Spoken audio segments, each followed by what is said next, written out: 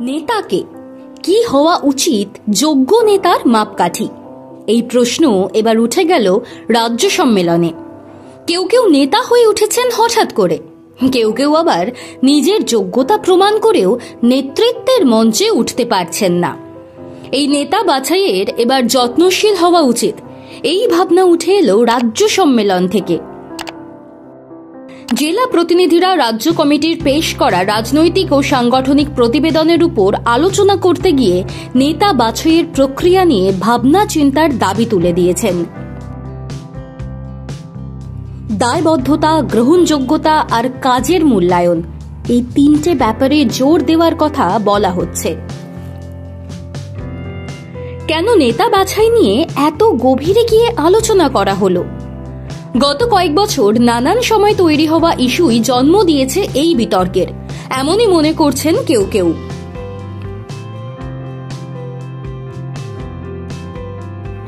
প্রজন্মের ফারাক অনেকদিন আগেই তৈরি হয়েছে সিপিআইএম এ।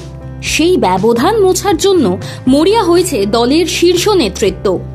সামনে বিধানসভা ভোট, খুব স্বাভাবিকভাবেই লড়াইয়ের জমি শক্ত করতে আলিমুদ্দিন গ্রাম থেকে শহর ঢেলে সাজানোর রাস্তায় নেমেছে।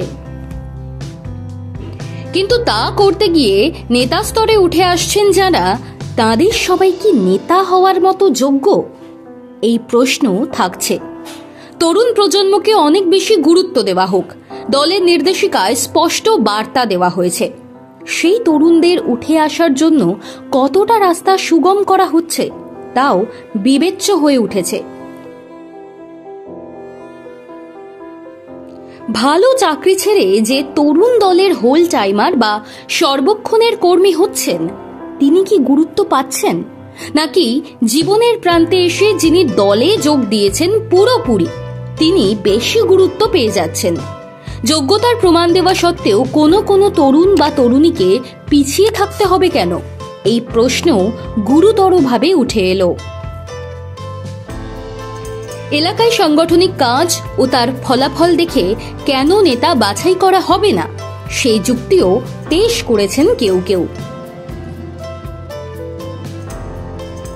আগামী বছর বিধানসভা ভোট, এখন থেকে যদি রূপরেখা তৈরি করা না যায়, কোনোভাবেই সাফল্য আসবে না।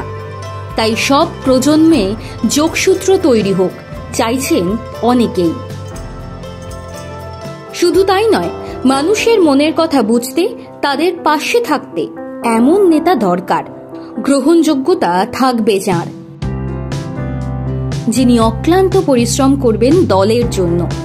এই রাজ্য সম্মেলন থেকে উঠে আসছে নানান দিক। ভোটের প্রাক্কালে যা খুবই প্রয়োজনীয় বলে মনে করছেন শীর্ষ নেতারা, যাতে রাজ্য সম্মেলনের পরই বিধানসভা ভোটের ছক সাজাতে নেমে পড়তে পারে সিপিআইএম।